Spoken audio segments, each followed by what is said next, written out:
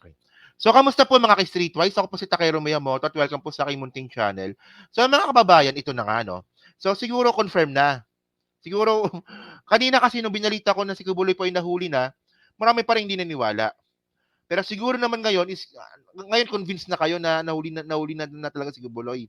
So, ang kailangan nating hanapin ngayon at ang kailangan nating abangan kung paano siya nahuli. Okay. So, ngayon mga ka-Streetwise, no? Ito yung sinasabi ko kanina eh. Napakita ko na to kanina. So, hindi po talaga natinag itong si General Torre dun po sa banta. Ako naniniwala kong banta ito eh. Banta ni Bato. Kasi isipin nyo, paano ako nasabing banta? Kasi isipin mo yung mga kababayan, Senate hearing. So, teritoryo po yun ni Bato.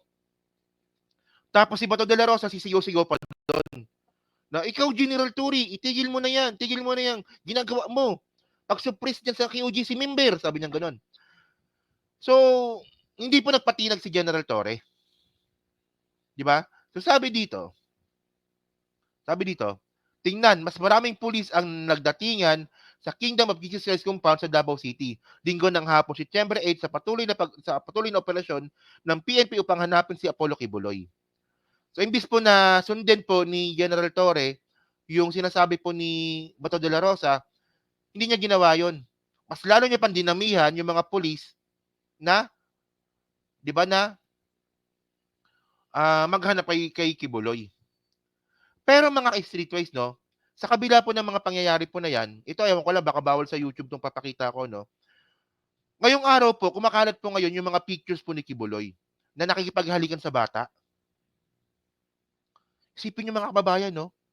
So ito kung gusto nyo makita, di ba, naiyak si Dada sa live, putang ina niya, sabihin mo sa kanya.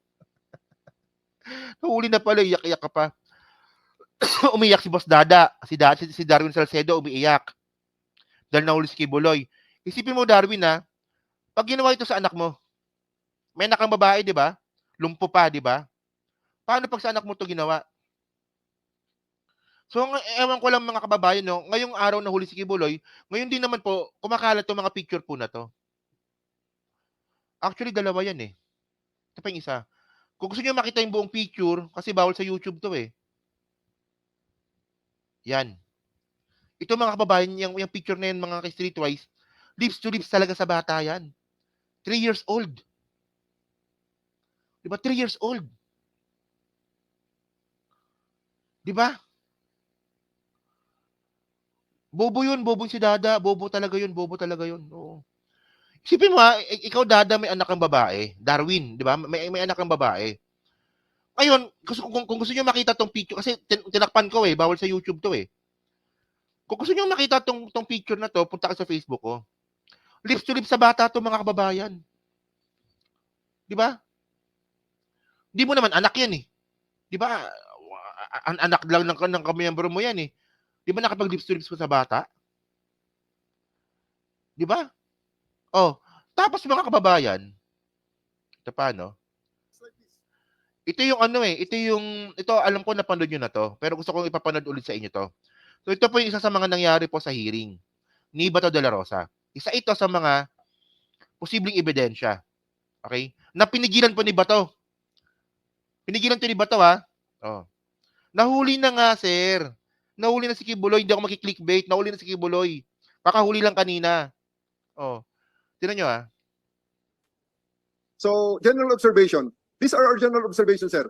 The most common refrain of KOJC in preventing or delaying searches is quarters na mga babae yan. And we have heard it a while ago from one of our resource persons na puro daw mga quarters na mga babae. And true enough. Next. And true enough. We find bedrooms of women surrounding the bedroom of Apollo Kibuloy. Next slide, please. In these 3 areas that we searched, we observed that Kibuloy's room is the only man's room in these areas.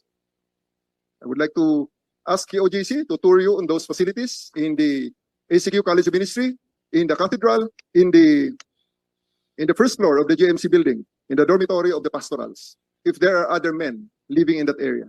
And show to you, to August senators and reporters, if there are really other men living in that area aside from Kibuloy, in the midst of women. What are you trying to imply? I'm trying to imply, sir, that the warrant, especially this warrant in branch 106, for violation of Section 5P of RA 7610 that reads, the charges, the warrant is subsisting on August 8, issued on August 8, and signed by Judge Noel Parel. Pasensya na kayo, sir. Affected ako, sir, sa mga ganitong klaseng warrant, sir. The charges is, Continue. the warrant was issued for violation of Section 5B of RA 7610 that reads, those who commit an act of sexual intercourse or lascivious conduct with a child exploited in prostitution or subject to other sexual abuse. The law, sir. Next slide, please. And all the rooms of Apollo Kibuloy are not offices. All these rooms are bedrooms, including in the cathedral. Next slide, please. His room in the ACQ College of Ministry is the most lavish so far. Next slide. With a jacuzzi to boot. And that is surrounded by rooms of women. Adjacent to it is a room for a woman we have not yet identified. Next slide. Well, as if Assessment. you're trying to impute malice. Yun, o, di ba? You're trying to impute malice because, dali, like, yung bathtub na yan, regardless kung gaano kamahal yan, kaya nga niya bumili ng eroplano eh. Kaya nga niya bumili ng helicopter eh. So, Bobo talaga to, no? Sir, nung, the warrant of arrest had already been issued by a judge on charges of sex with a minor. so, That means, sir, that the rooms that we are searching is really the room of Apollo Kibuloy based on all the indicators. Kaya lang, sir, tagus-tagusan ng mga kwarto, tagus-tagusan ng mga pinto. Kailangan namin, sir, search on our own terms. Ito yung sinasabi ko sa inyo mga kababayan. Ito nangyari to nung hearing nung isang araw. So actually na-content ko na to, nagiging redundant na nga ako eh. Pero ang point natin dito mga kababayan, sinong normal na tao ang gagawa nito? Kwarto ni Kibuloy, tapos napapaligiran ng kwarto ng mga babae. Nag-iisa siya na lalaki dun po sa isang palapag na yon. Kung kayo matinong tao kayo, kung kayo matinong pastor kayo na sinasabi ninyo, gagawin nyo ba yon? Di ba? Isipin nyo kwarto ng mga babae nakapaikot sa'yo. Andun sa gitna yung kwarto mo. Tapos, yung kwarto mo, tagus-tagusan sa mga kwarto ng mga babae. Tapos sasabihin ni Bato de la Rosa, o teka lang bakit nagbibigay ka ng mali siya? Kayo ba isipin niyo lang, no? Kayo ba, hindi ba kayo magbibigay ng mali siya doon? Hindi ba kayo mag-isip ng isang malisyosong pagkakataon doon? Kayo anong isipin niyo mga kababayan? Kwarto ni Kibuloy na sa gitna, tagus-tagusan sa mga kwarto ng mga babae. At nag-iisa siya doon na lalaki sa kwarto ng mga babae. Tapos sasabihin ngayon ni Bato de la Rosa, teka lang, nagbibigay ka ng mali siya. Gago ka ba, Bato? Bobo ka ba talaga? Di ba? Anong klaseng utak yon? Anong klaseng pagkasinto-sinto yun? Na kahit sinong matinong tao, mag-iisip talaga na mali yun. Mali talaga yun. O, kung meron DDS dyan na magsasabi na tama yun, tutuktukan ko kayo. Pastor ka. Yung kwarto mo, may tagus-tagusan sa mga babae. Ay, tangina talaga ni Bato, no? O ngayon, pahiya ka ngayon. Nahuli na si Kibuloy. O, so ngayon mga ka-streetwise, no? Ngayon nahuli na nga si Kibuloy. Pupo talaga to, no? Ngayon nahuli na nga si Kibuloy. Ito yung sinasabi ni, ito yung sinasabi ni, ni General Torre. Yung isa sa mga kaso ni Kibuloy, no? People of the Philippines, ito People of the Philippines na to versus Apollo Kibuloy. So ito po yung Republic Act, di ba? Republic Act 7610. Di ba? So yung Republic Act 7610 na nilabag po ni Kibuloy, an act protecting for stronger deterrence and special protection against child abuse, exploitation, and discrimination, and for other purposes. Ay, teka lang, di ko pala nilipat. Lipat ko pala muna. Ito pala yan. Sorry. Ito pala. Di ko na ilipat. So, ito yung sinasabi kong arrest warrant ni Kibuloy, no? So, Republic Act 7610. Yan yon, di ba? So, ito yon. Yung 7610, ito yon. Ibinasa ko kanina. Di ba? So, ngayon, makokonect natin ito doon po sa pagkakahilig po sa mga bata ni Kibuloy. Ayan, no? Di ba? Grabe, no? Well, siguro mga kababayan, no? Siguro baka huling beses ko na iko-content yung tungkol po sa mga kaso ni Kibuloy kasi nga po, nasa korte na yan. So, mangyayari dito, abangan na lang po natin yung magiging desisyon ng korte. Okay? So, ngayon, ito pa. Masakit ang ulo ko dito, no? So, ito yung sinasabi ni Bato, eh. Ito yung sabi ni Bato.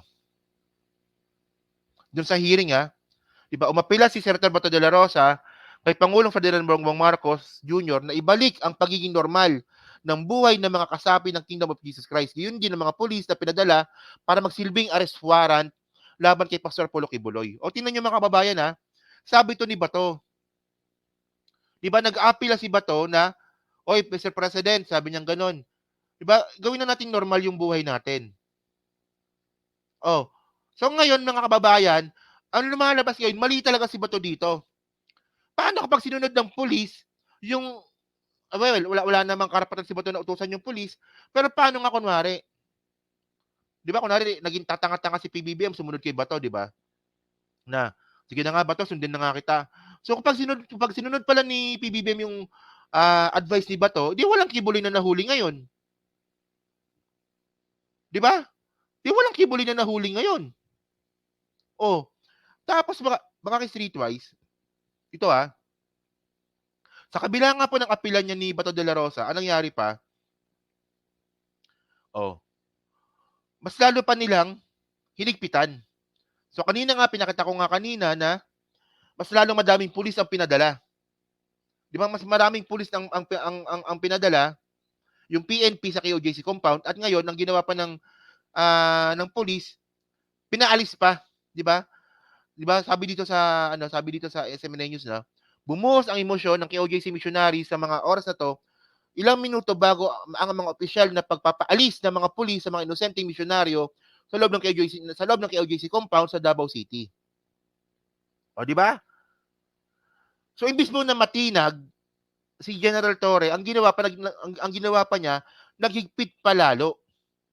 Di ba? Pinarami yung pulis na pumunta doon sa KOJC, pinalabas pa yung mga misyonaryo. So, wala nang choice si Kibuloy kundi sumuko na lang. Di ba? Paano kung tatanga-tanga yung presidente sumunod kay Bato? Eh, di walang Kibuloy ngayon. Actually, mga kababayan, ito next year election na, next year. Next year election na. At re-electionist po si Bato. Nasa kamay po natin mga matitinong Pilipino na para ilagay sa inidoro si Bato de la Rosa. Di ba? Nasa kamay po natin mga kababayan. Di ba? Nasa kamay po natin, nasa boto po natin mga kay-streetwise para po ilaglag si Bato de la Rosa. Ako naniniwala naman ako na mas marami tayong mga matitinong tao. Mas marami tayong mga matitinong Pilipino na hindi iboboto si Bato de la Rosa. O, di ba, mama? Di ba? Tama, di ba, Ma'am Lilito Nini, di ba? Una tayong magpaloko dito, mga kababayan. Diyos ko naman, obvious naman na walang alam eh. Walang alam. Kasi una sa lahat, mga kababayan, sa simula pa lang, dapat wala na tong hearing sa Senado. Dapat sa simula pa lang, nag-abstain na dapat dito si Bato. Kasi umamin siya na kaibigan niya si Kibuloy. So dapat doon pa lang nag-abstain na siya dapat doon.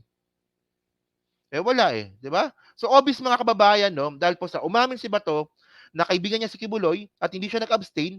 So ang ibig sabihin nun, 'di ba?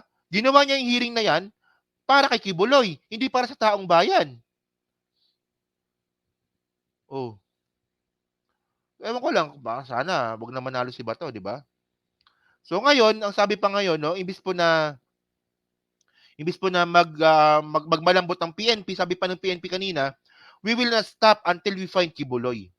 'Di ba? Sabi pa to ni Secretary Benor Abalos, 'di ba? Interior and Local Government Secretary Benor Abalos stamps down call by Bato de la Rosa for the Philippine National Police to vacate the Kingdom of Jesus Christ compound in Davao City. So pati po si Benjamin Abalos sinabi, hindi kami alis. Hindi kami titigil hangga't di nahuli si Kibuloy. 'Di ba? Oh. So yun mga kababayan, no? So tingnan ulit natin kung merong bagong update. Kasi developing story ito, no? Kung merong bagong update dito sa paghuli kay Kibuloy, no? Tingnan natin. Gusto ko kasi malaman kung paano siya nahuli. So so ngayon mga kababayan, yung update ngayon, nung nahuli po si Kibuloy, naglabasan na po yung mga pulis.